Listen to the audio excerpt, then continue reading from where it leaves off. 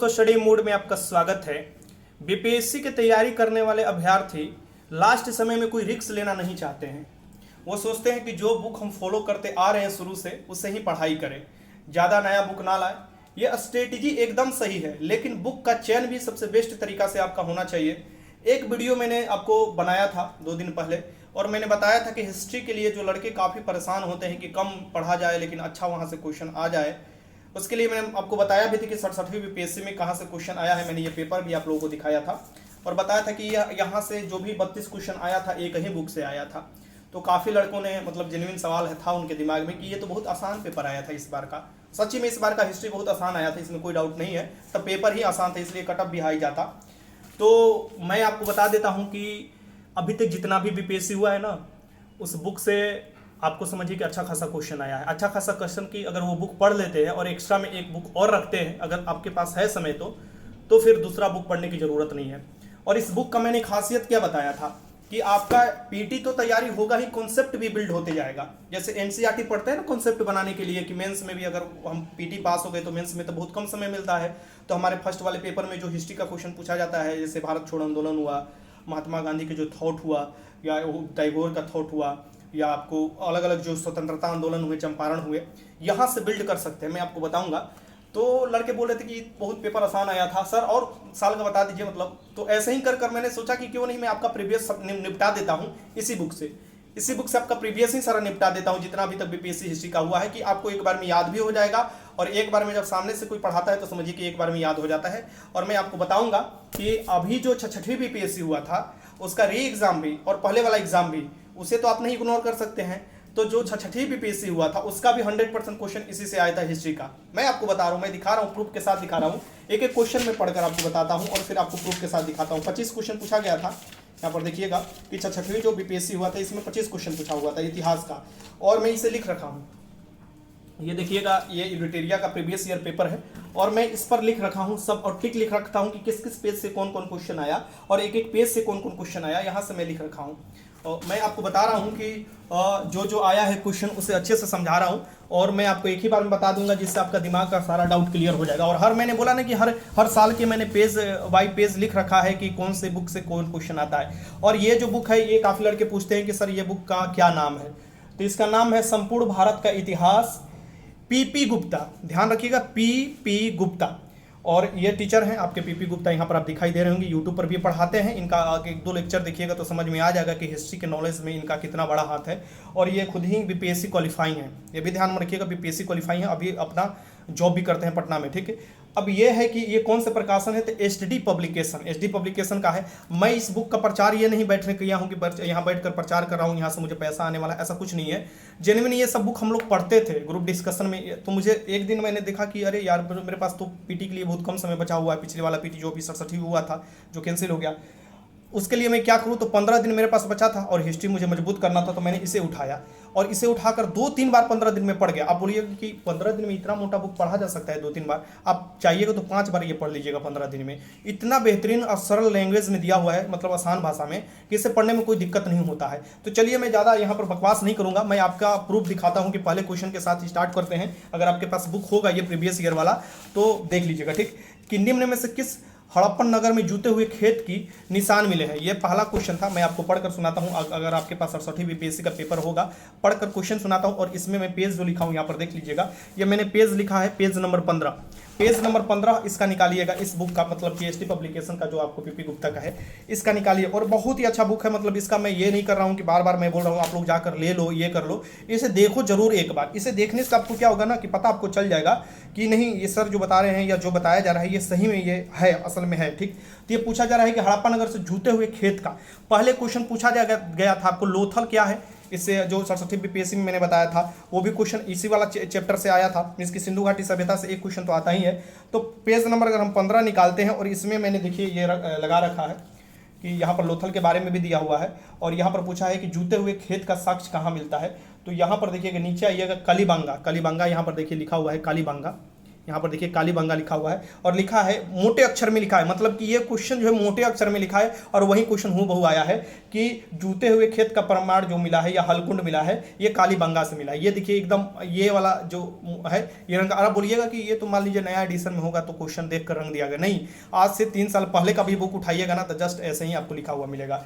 फिर question number 2 है कि 3 रत्न, ये मतलब कि जो आपको 3 रत्न है ये किस धर्म से संबंधित है, जैसे कि समय की दृष्टि, समय के ज्ञान और समय का आस्था, ये सब जो है ये किससे रिलेटेड है। तो ये पेज नंबर आपको 26 निकालिएगा। देखिए पेज नंबर 26 है, पेज नंबर 26 में इस बुक का पेज नंबर 26 निकालिएगा तो उसमें मिल जाएगा पेज नंबर 26। देखिए इत्मीनान से थोड़ा वीडियो देखिएगा, इससे आपको एक बुक चूज करने में फायदा होगा। मैं मेंस के लिए भी बताऊंगा कि मेंस का कैसे इसमें फायदा होगा। ये देखिएगा ये हो गया। ये देखिए 3 रत्न, पूर्व जन्म के कर्मफल को समाप्त करने के लिए वर्तमान समय में कर्मफल से बचने के लिए 3 रत्न का उपाय गया है, जो कि जैन धर्म से संबंधित है। यहाँ पर देख सकते हैं जैन धर्म है और ये जो है सम्यक ज्ञान, सम्यक आचरण, सम्यक ध्यान या दर्शन, ये आप समझिए कि जैन धर्म से संबंधित। ये क्वेश्चन दूसरा रहा प्राचीन। तीसरा है कि इनमें से शासक ने चतुर्थ बौद्ध संगीति से क्वेश्चन आता ही आता है। तो चतुर्थ बौद्ध संगीति एक पेज, सिर्फ इसके एक पेज पीछे जाइएगा, एक पेज आप मतलब पीछे नहीं, यहाँ पर देखिए आगे जाइएगा क्योंकि आगे बौद्ध धर्म के बारे में यहाँ पर दिया हुआ है। एक पेज आगे जाइएगा, यहाँ पर देखिए सभी आपको बौद्ध संगीति के बारे में, 5वीं बौद्ध संगीति के बारे में भी पूछता है कि 5वीं बौद्ध संगीति बहुत लोग नहीं आता है। ये आपको हर्षवर्धन के शासनकाल में कनौज में हुआ था और होनसान को अध्यक्ष बनाया गया था। होनसान उसमें हर्षवर्धन के शासनकाल में घूमने के लिए आया था और यहाँ पर पढ़ाई भी किया था। ठीक, तो यहाँ पर आप देख सकते हैं कि जो आपको चतुर्थ हो रहा है, ये पूछ रहा है कि चतुर्थ जो बौद्ध संगीति है कश्मीर में आयोजित किया गया था किसके, तो ये आपको देखिएगा वसुमित्र अध्यक्ष थे, उपाध्यक्ष अश्वघोष थे और कुंडलवन कश्मीर में कनिष्क के शासनकाल में, कुषाण वंश के शासक था कनिष्क, इसके शासनकाल में आपको ये किया गया था। ये क्वेश्चन मिल गया आपको। ये देखिए कि निम्न में से भारतीय दर्शन के परमाणु सिद्धांत का प्रतिपादन किया।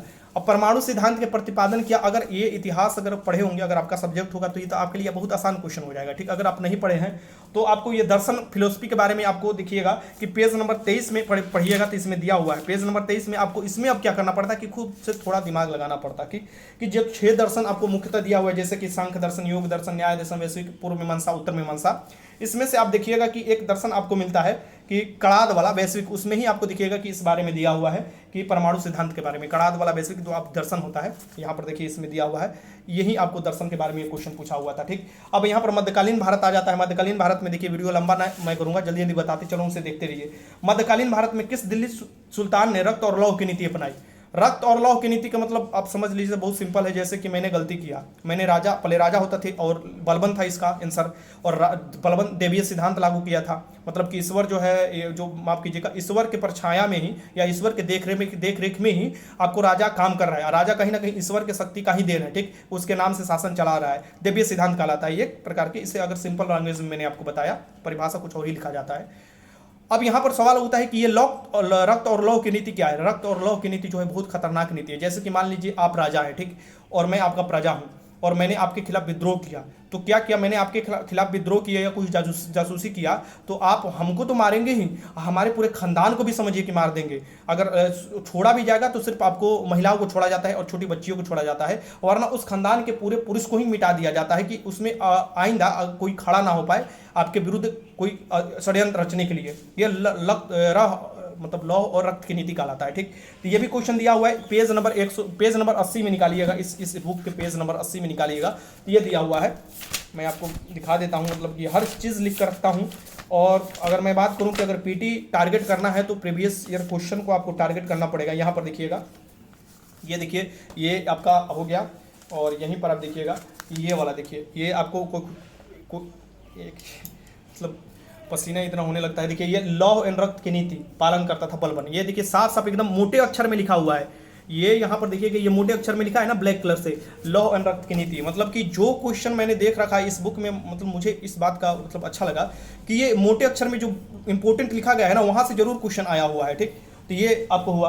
फिर हम बात करते हैं कि कौन से मध्यकालीन, यहाँ पर देखिए अगला क्वेश्चन है कि कौन से मध्यकालीन भारतीय साम्राज्य व्यापक स्तर पर स्थानीय स्वशासन के लिए प्रसिद्ध था। जैसे पंचायती राज स्थानीय स्वशासन है, तो इसमें तो सभी लोग जानते होंगे, इसमें हो जाएगा आपका जो चोल हो जाएगा। ठीक, चोल लोग जो थे स्थानीय स्वशासन के लिए जाना जाता है। जैसे कि आप पंचायती राज पर अगर मेंस में आता भी है, इस बार चुनाव हुआ है पंचायती राज का, आपको दिखिएगा कुछ साल पहले, आपको एक साल पहले चुनाव जो हुआ है पंचायती राज का, पंचायत का चुनाव हुआ है ना, तो कहीं ना कहीं आपको क्वेश्चन वहाँ से आएगा मेंस में कि पंचायती राज व्यवहार में महिलाओं की क्या भूमिका थी, या पंचायती राज के चलते क्या आपको ग्रामीण परिवेश में क्या परिवर्तन आए, या पंचायती राज क्या लोकतंत्र को, भारत के लोकतंत्र विकास में एक महत्वपूर्ण भूमिका निभा रहा है। और भी उसमें क्रिटिकली एनालिसिस करने के लिए आ सकता है, या आपको समीक्षा करने के लिए आ सकता है। तो बहुत से ऐसे क्वेश्चन बना सकते हैं, लेकिन लिखने का तरीका बस आना चाहिए आपको। अगर फैक्ट याद है तो घुमा फिरा कर इधर से उधर आप लिख दीजिएगा।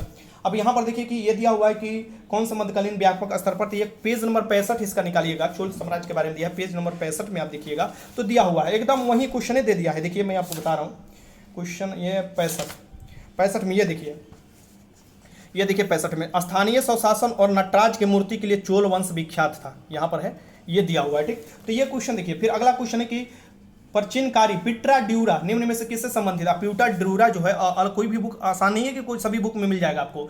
ये पिट्रा ड्यूरा जो है ये आपको सजावटी, पहले जैसे कि पत्थर के साथ सजावटी हीरा मोती लगा कर सजाने की जो प्रक्रिया स्टार्ट किया गया था, ज़्यादातर आप देखिएगा मुगल काल में ही ये दिखाई देता है। तो ये जो पिट्रा ड्यूरा है ये आपको यूरोपियन कंट्री से उठाया वाला कंसेप्ट है। ठीक है, तो ये का होता था तो दीवारों में अर्धकीमती पत्थर जोड़कर फूलों की नक्काशी होता था। और ये कहाँ पर दिया हुआ है, 103 पेज नंबर 103 निकालिए, हूबहू दिया हुआ है। मैं आपको बता रहा हूँ, क्वेश्चन भी दिया हुआ है 103। मतलब कि इसमें ये बुक का एक खासियत है कि आप चैप्टर भी खत्म करते रहिए, थ्योरी के साथ क्वेश्चन भी लगाते रहिए उस स्टैंडर्ड का, मतलब आप थ्योरी तक खत्म कर ही रहे हैं, उसके साथ आपका टेस्ट भी हो रहा है। ठीक, तो पेज नंबर ये देखिएगा, पेज नंबर में ये आपको हो जाएगा 109, माफ कीजिएगा 103 नहीं 109 में लिखा हुआ है। यहाँ पर देखिए, ये देखिए पिट्रा ड्यूरा जो है ये क्या होता था, स्थापत्य कला में आप देखिएगा तो अर्थात इमारत को सजाने के लिए बहुमूल्य रत्नों को जड़ दिया जाता था, उसी को पिट्रा ड्यूरा कहा जाता है। ये देखिए ये लिखा हुआ है। ठीक, तो मतलब मैंने देखा कि सभी क्वेश्चन जो है कहीं ना कहीं इसी बुक से आया है। जैसे कि किस मुगल शासक ने चित्रकारी के लिए अलग कारखाना बनवाया, तो चित्रकारी के लिए अलग कारखाना बनवाया और भी प्रावधान किया गया अकबर द्वारा। पेज नंबर 106 में देखिएगा, ये मिल जाएगा इस बुक के पेज नंबर, मुगल काल में जाकर देखिएगा। भारतीय इतिहास देखिए ये 109 था, इससे 2 पेज पीछे जाइएगा तो ये क्वेश्चन वाला मिल जाएगा, कारखाना वाला। तो 106 यहाँ पर देखिए, मुगल काल की चित्रकला की पहली पांडुलिपि तैयार किया गया था अकबर के शासनकाल में, और ऐसे ही आपको क्वेश्चन पूछा जाता है। ठीक, भारतीय इतिहास का अब आधुनिक, क्योंकि सबसे ज़्यादा आधुनिक से क्वेश्चन पूछता है और आप लोग के दिमाग में ये होता है कि आधुनिक कहाँ से पढ़े। बहुत लोग बोल देते हैं कि एनसीईआरटी पढ़े, बहुत लोग बोल देते हैं कि लूसेंट के सारा रट जाओ। लूसेंट नो बाइबल बोला जाता है जिसको लूसेंट का, इसमें कोई डाउट नहीं है, लेकिन लूसेंट में कॉन्सेप्ट नहीं बिल्डअप किया गया। कहने का मतलब मैं ये नहीं बोल रहा हूँ कि लूसेंट मत पढ़िए, एक बार अगर कॉन्सेप्ट क्लियर हो जाए ना तो लूसेंट का फैक्ट याद करना आपकी चुटकी कहाँ, तो मतलब याद करते रहिए, फैक्ट याद करते रहिए, क्योंकि फैक्ट भूलते हैं फिर याद करते फूलते फिर। 162 में, पेज नंबर 162 में इसमें का क्वेश्चन दिया है, मॉडर्न का पहला क्वेश्चन, कि इनमें से किसने 1857 के विद्रोह में सक्रिय भाग लिया था। तो सक्रिय 1857 के आपको निकाल दीजिए, यहाँ पर 1857 के निकलिएगा, विद्रोह 162 हो जाएगा। मैं आपको आंसर बताना आसान बता सकता हूँ, लेकिन मैं आपको दिखा कर बता रहा हूँ कि आप भी ऐसे ही मेहनत कर और यहाँ पर देख सकते हैं कि ये जब दिया है कौन कहाँ से भाग लिया है, और अंग्रेजी नेतृत्व, भारतीय नेतृत्व, ये सभी यहाँ पर दिया हुआ है। ठीक, इसमें क्या क्वेश्चन है, नाना साहब कानपुर से भाग लिए हैं, बेगम हजरत महल लखनऊ से, मौलवी अब्दुल्ला फैजाबाद से, बेगम जीनत महल दिल्ली से। तो ये सब दिया है कि इसमें से क्या बोल रहा है, सक्रिय भाग लिया था। तो इसका आंसर हो जाएगा, अलग अलग निकाल लीजिएगा। जैसे कि ये दे रहा है कि नाना साहब कहाँ से, तो नाना साहब कानपुर से, कैपेबल के नेतृत्व में इसे दबाया भी गया था। फिर दे रहा है कि बेगम हजरत महल लखनऊ से, यहाँ पर देखिए दिया हुआ है हजरत महल लखनऊ से, इससे भी कैपेबल नहीं दबाया था। तो ऐसे कर आप देखिएगा तो इसका पूछ रहा है कि विद्रोह में सक्रिय भाग लेते, इसका आंसर ई हो जाएगा, क्योंकि एक से अधिक है। मौलवी अहमदुल्ला के बाद देखिएगा तो मौलवी अहमदुल्ला फैजाबाद से होता है। और फिर आपको बेगम जीनत महल जो दे रहा है दिल्ली दे रहा है, तो यहाँ पर बख्त खां और बहादुर शाह थे। ठीक, तो इसमें ये विद्रोह में सक्रिय भाग लिया था, तो 3 तो कम से कम सक्रिय भाग ले रहे हैं, तो 1 से अधिक हो रहे हैं, तो ई ऑप्शन हो जाना चाहिए इसका। ठीक, तो इसमें आंसर भी देखिए, ये प्रीवियस ईयर का जो क्वेश्चन उठाइएगा तो कम से कम जब निकालिएगा, थ्योरी करिएगा, तो उसमें आंसर भी देखते चलिएगा कि जहां सब मिला रहे हैं वो सही आंसर इसमें दिया है कि नहीं दिया है, और उसमें हम एक्स्ट्रा फैक्ट क्या डाल सकते हैं। तो इसमें आप देखिएगा ई आंसर दिया हुआ है। ठीक, तो ऐसे आपको अनुमान लगाकर ही चलना है, या अनुमान नहीं तो फैक्ट आपको जुटाकर चलना है। फिर अगला क्वेश्चन है कि किस अधिनियम के बारे में जवाहरलाल नेहरू कहा था कि हमें एक ऐसा कार दी गई थी जिसमें ब्रेक थे किंतु इंजन ही नहीं थे। हमें एक ऐसा कार दी गई थी जिसमें ब्रेक थे और इंजन ही नहीं थे। ये क्वेश्चन हूबहू आ गया है। हूबहू कैसे आया है देखिए, और ये 66वीं बीपीएससी का मैं बता रहा हूँ, ज़्यादा साल आपको पीछे नहीं जाना है।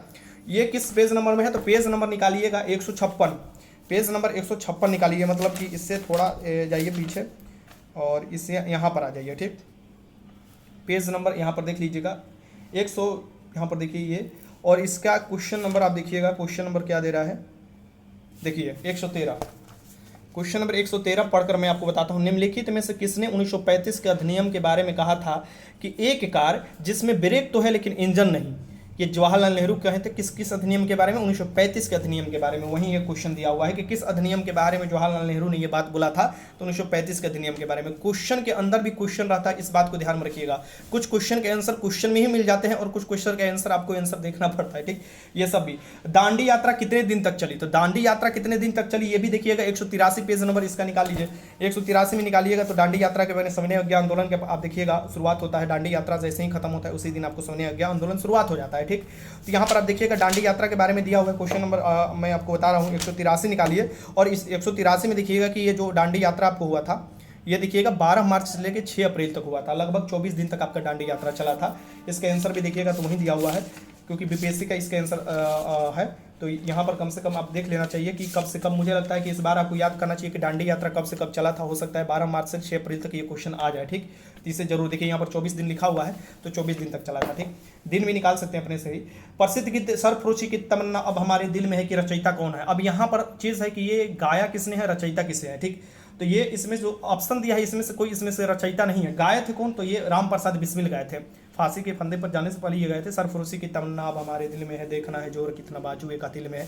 ये सब जो है ये सब गाया गया था, मतलब कि ये गाए थे राम प्रसाद बिस्मिल जी गाए थे, ठीक। लेकिन ये आपको जो लिखा गया था मतलब कि ये ओरिजिनली ये इनके द्वारा नहीं है, तो इसका आंसर ई हो जाना चाहिए, क्योंकि इसमें ऑप्शन वो नहीं दिया हुआ है, ठीक। तो यहाँ पर आप देखिएगा 12 का आंसर भी मिलाइएगा तो वही दिया हुआ है, ई दिया हुआ है, देखिए ई दिया हुआ है, ठीक। कि बिस्मिल अजीमाबादी, इनका नाम क्या था? बिस्मिल अजीमाबादी। इन्होंने ही ये आपको जो है गाना बनाया था, गाना भी बोल सकते हैं आप उसे, कुछ भी बोल सकते हैं।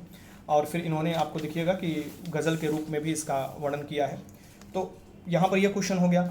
फिर बंगाल विभाजन के प्रत्याघात के रूप में कौन सा आंदोलन शुरू हुआ था? तो बंगाल विभाजन के प्रत्याघात के रूप में कौन सा? बंगाल विभाजन 1905 में हुआ था, स्वदेशी आंदोलन हुआ था। ओबीसी से बात है, पेज नंबर 174 में इसमें दिया हुआ है। इसमें 174 निकालिएगा पेज नंबर, उसमें दिया हुआ है, ठीक। मैं अब पेज नंबर बस बता देता हूँ, वीडियो काफी लंबा हो गया। इनमें से 1945-46, ये अगला क्वेश्चन नंबर 14 है, ये हिस्ट्री का क्वेश्चन नंबर 14 है कि इनमें से 1945-46 में दिल्ली में हुए INA मुकदमे में के पक्ष में पेश हुए वकील कौन है? तो ये 190 पेज नंबर निकालिएगा तो इसमें भूला भाई देसाई है। इसमें और भी ऑप्शन दे सकते हैं, एक बात ध्यान में रखिएगा। 190 निकाल कर मैं आपको दिखा देता हूँ कि कैसे आपको पढ़ना है, क्योंकि बिहार के एग्जाम देते हैं ना, तो इसमें एक बात ध्यान में रखना चाहिए आपको। अब देखिए दिया है कि आज़ाद हिंद फौज के आत्मसमर्पण कर दिया, लाल किला में मुकदमा चला, कैप्टन सहगल, कैप्टन ढिल्लो और कैप्टन शाहनवाज 3 लोग थे, इनको मृत्युदंड दे दिया गया। जिन लोगों ने लाल किला घेर लिया और बोल दिया आज़ाद हिंद फौज को छोड़ दो, नहीं तो लाल किला को तोड़ दो, ये उस समय बोला गया था। तो पूछ सकता है कि ये कब बोला गया था? तब इन लोगों को मुकदमा चलाया गया था और फांसी की सजा दिया गया था। तो उस समय ये बोला गया था कि या तो आज़ाद हिंद फौज को छोड़ दो या तो लाल किला को तोड़ दो, क्योंकि वहीं से सजा सुनाया गया था। और इसमें जो मुख्य रूप से भूमिका निभाए थे इनके पैरवी करने के लिए, जो बाद में फिर आपको विशेषाधिकार का उपयोग करते हुए वायसराय जो है ये छोड़ देते हैं। तो यहाँ पर इसमें महत्वपूर्ण भूमिका जो निभाए थे कैलाश नाथ कटजू, क्योंकि यही अध्यक्ष बने थे, जो भी आपको वकीलों का गुट था। और इसमें सहायता दिए थे तेज प्रताप सप्रू दिए थे, भूलाभाई देसाई दिए थे, जवाहरलाल नेहरू दिए थे। तीनों का नाम याद रखिएगा, तेज प्रताप सप्रू, भूलाभाई देसाई, जवाहरलाल नेहरू, क्योंकि आपको भूलाभाई देसाई से तो क्वेश्चन पूछ दिया है, आगे इसी चीज से क्वेश्चन बनाकर पूछेगा और कंफ्यूजन कर देगा। और ये जो मुख्य जो व्यक्ति थे इसके जो अध्यक्षता किए थे वकीलों का, ये थे कैलाश नाथ कटजू, नाम सुने होंगे आप, ठीक। फिर अगला देखिएगा क्वेश्चन, अगला क्वेश्चन ये था कि मैडम कामा ने भारतीय तिरंगे स्वतंत्रता ध्वज कहाँ फहराया था? मैडम कामा कहाँ फहराया था? ये पेज नंबर 192 निकाल लीजिए। एक मतलब कि इस पेज पर एक क्वेश्चन है, अगला पेज पर एक क्वेश्चन उसी मतलब कि इस साल में दिया है, मतलब 6वीं बीपीएससी में इसमें दिया है कि ये कहाँ पर मैडम आपको जो है कामा जी फहराई थी। तो यहाँ पर देखिए दिया हुआ है, ये देखिए ये दिया हुआ है कि शहर स्टुटगार्ट में 1907 में पहली बार जो जर्मनी का शहर है ये आपको तिरंगा फहराई थी कौन? तो यहाँ पर देख सकते हैं दिया हुआ है कि मैडम भिखाजी कामा, ठीक। तो यहाँ पर जो दिया हुआ है वही सेम टू सेम क्वेश्चन है और ये आप आराम से लगा लिए होंगे। इसका आंसर हो जाएगा सी, स्टुटगार्ट में, जर्मनी के।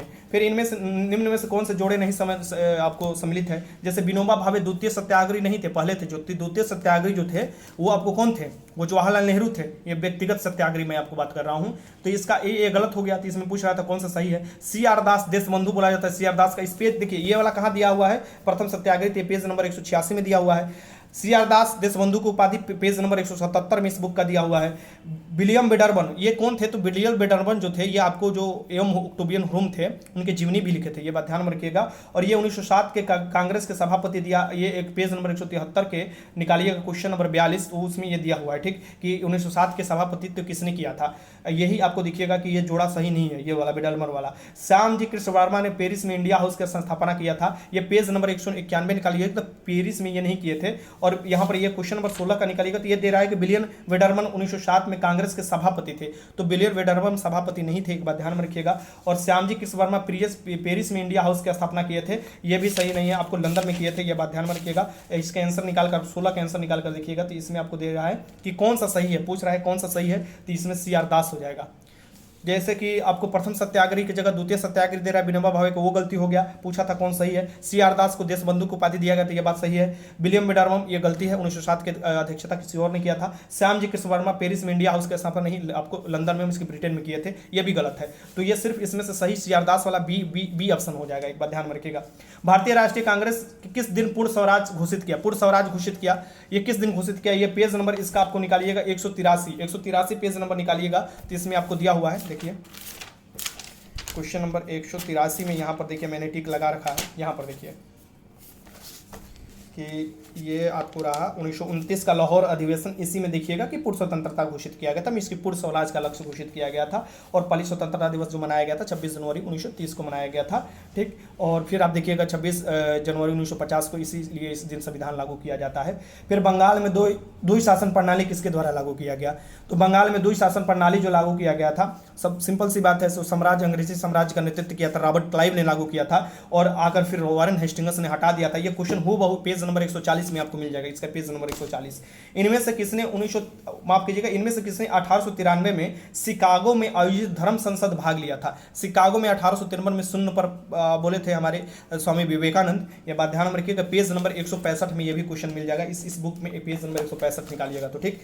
अब क्वेश्चन में जल्दी जल्दी बता देता हूँ, वीडियो काफी लंबा हो गया। 1923 में स्वराज पार्टी का गठन किसने किया था? ये भी आपको मिल जाएगा 1923 में, इसलिए क्योंकि जो आपको असहयोग आंदोलन था, ये आपको 5 फरवरी को जो चोरा चोरी कांड हुआ, फिर 12 फरवरी को 1922 में वापस ले लिया गया, उसके ही विरोध में देखिएगा कि चित्तरंजन दास और मोतीलाल नेहरू दोनों ने मिलकर यह स्थापना किया था कि स्वराज पार्टी का। इसमें दिया है सी.आर. दास, मोतीलाल नेहरू, इसके 183 पेज में आपको मिल जाएगा। प्रसिद्ध नाटक नील दर्पण जिसमें इंडिगो को खेती करने वाले किसानों को दमन का चित्रण किया गया है कि रचना कौन है? तो ये पूछा था कि नील दर्पण है, उसमें जो इंडिगो की खेती किया गया है, तो ये नील दर्पण के कौन है? तो दीनबंधु मित्र है, ये भी पेज नंबर 158 में मिल जाएगा। और ये कोई भी क्वेश्चन देखिएगा तो उसका प्रीवियस ईयर के आंसर भी देखते चलिएगा कि कंफ्यूजन दिमाग में नहीं होना चाहिए, ठीक। दीनबंधु मित्र। 1960 में प्रसिद्ध वांडीवास का युद्ध अंग्रेज द्वारा किसके खिलाफ लड़ा गया? अंग्रेज द्वारा वांडीवास का युद्ध लड़ा गया था, और ये निर्णायक युद्ध था फ्रांसीसी अंग्रेजों के लिए, क्योंकि फ्रांसीसी यहाँ से फिर कमजोर हो जाते हैं और न कहीं हमारे देश में वो कमजोर पड़ जाते हैं, और एक तरफ अंग्रेज अपना वर्चस्व हासिल कर लेते हैं, ठीक। तो वांडीवास का युद्ध किसके बीच में हुआ था? ये आपको पेज नंबर 120 में दिया हुआ है। ये आपको फ्रांसीसी और आपको अंग्रेजों के बीच में हुआ था, जिसमें अंग्रेज जीत जाते हैं। निम्न में से किस अधिनियम ने भारत में पृथक निर्वाचन मंडल पेज नंबर 147 निकाल कर देख लीजिएगा, एकदम हूबहू क्वेश्चन दिया हुआ है। 1909 मतलब कि 1909 के जो है 1909 की जो अधिनियम है उसके अकॉर्डिंग आप देखिएगा, मार्लो मिंटो सुधार जिसे बोला जाता है, उससे पृथक निर्वाचन मतलब कि मुसलमानों के लिए अलग पृथक निर्वाचन की प्रक्रिया बनाया गया, जिससे पहला वहां पर ही सांप्रदायिकता का जन्म बीज बो दिया गया था, ठीक। फिर आता है कि क्वेश्चन नंबर 24 के 1831 में बुद्धो भगत के नेतृत्व में कोल विद्रोह किस क्षेत्र में हुआ? बुद्धो भगत के नेतृत्व में कोल विद्रोह किस क्षेत्र में हुआ? अगर बुद्धो भगत वाला आप देखिएगा कोल विद्रोह वाला, तो इसका अगर छोटा सा भी लोकेशन भी, इसलिए मैंने बोलता हूं कि हिस्ट्री के साथ साथ ज्योग्राफी भी अपना क्लियर रखना चाहिए आपको। ये इसमें ऑप्शन नहीं दिया है वो छोटा नागपुर वाला पठार वाला क्षेत्र, लेकिन वो क्षेत्र दिया है जो रांची के सिंह भू वाला क्षेत्र है, तो कहीं ना कहीं यही आंसर हो जाएगा, क्योंकि वो भी क्षेत्र वहीं में आपको डिपेंड मतलब वहीं आता है, ठीक। तो इसका भी आंसर हो जाएगा सिंह भू से, और ये पेज नंबर 158 में आपको मिल जाएगा इस बुक में। निम्न में से किस कॉलेज में गांधी जी ने पढ़ाई किया? 176 पेज नंबर निकाल लीजिएगा, गांधी जी के बारे में पूरा डिटेल ही दिया हुआ है, ठीक। तो ये आपको मतलब कि टोटल देखिएगा 25 क्वेश्चन में से मैं अगर बात करूं तो 25 क्वेश्चन इसका मतलब कि ये जो प्रीवियस ईयर का इसमें से क्वेश्चन है, ये बुक में आपको देखिएगा हिस्ट्री का मैं बोलूंगा सबसे बेस्ट बुक है। अगर आपको लेना है तो ले ले सकते हैं, कहीं से भी जाकर लीजिए, हमको उससे कोई फर्क नहीं पड़ता है। अगर नहीं भी लेना चाह रहे हैं तो मैं इसको जरूर स्टार्ट करने वाला हूं। अब आपको पता चल गया होगा क्योंकि दोनों साल का मैंने करा दिया, ठीक। आपके दिमाग में कोई डाउट नहीं रहना चाहिए। और ऐसी प्रीवियस ईयर का मैं सेशन भी टाइम टू टाइम आपको कराते रहूंगा। अब ये बुक का मैं स्टार्ट करने वाला हूं इतिहास के लिए, आप लोग तैयार रहिएगा। आपके एग्जाम से पहले 2 बार इसे रिवीजन भी मैं करा दूंगा, बहुत तीव्र गति से मैं पढ़ाऊंगा, लेकिन कॉन्सेप्ट क्लियर हो जाएगा। लास्ट में जाते जाते आपने ये दिमाग में आया होगा सर मेंस के बारे में भी बोले थे कि इसका मेंस में कैसे यूज कर सकते हैं।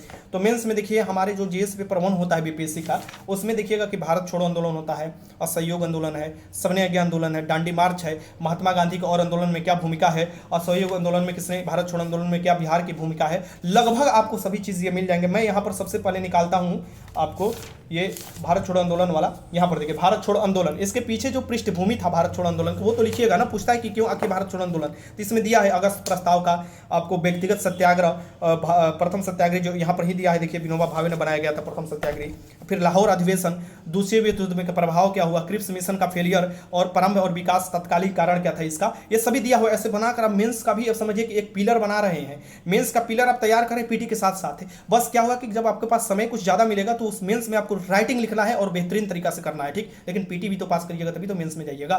तो इसीलिए मैं बोल रहा हूं कि ये अगर आपके पास है तो बहुत बेटर है। पहले से बहुत लड़के यूज करते हैं, ऐसा नहीं है कि एक लड़के के पास नहीं है, मतलब मेरे दोस्त के पास तो लगभग सभी के पास है, क्योंकि ये जो बुक है ना मतलब अच्छा लगता है, मतलब लैंग्वेज बहुत साधारण दिया हुआ है, कोई भी इधर उधर आपको जाने की जरूरत नहीं है, ठीक। तो मैंने बोला कि ये बुक ले लीजिए और अगर आपके पास क्राउन है, लूसेंट है तो उसके सहायता से कीजिए। मुझे लगता है कि हिस्ट्री का एक एक क्वेश्चन आप सही कर लीजिएगा। अगर ये नहीं लेना चाहते हैं तो फिर आपको 11th 12th एनसीईआरटी पढ़ना पड़ेगा, वो भी पढ़ सकते हैं आप, मतलब वो उस वहाँ से भी आप देखिएगा कि लगभग जो फैक्ट है मिल ही जाता है। और पीपीएससी जो है वो पीटी जो है लगभग फैक्ट के ऊपर डिपेंड करता है। तो वीडियो अच्छा लगा तो लाइक कीजिएगा और जल्द ही मैं स्टार्ट करने वाला हूँ ये वाला बुक खत्म करा दूंगा जल्द ही। आपका आधुनिक से सबसे ज़्यादा क्वेश्चन आता है। तो वीडियो अच्छा लगा तो लाइक कीजिए। वीडियो देखने का बहुत बहुत धन्यवाद। कोई भी डाउट हो कमेंट बॉक्स में लिख दीजिएगा।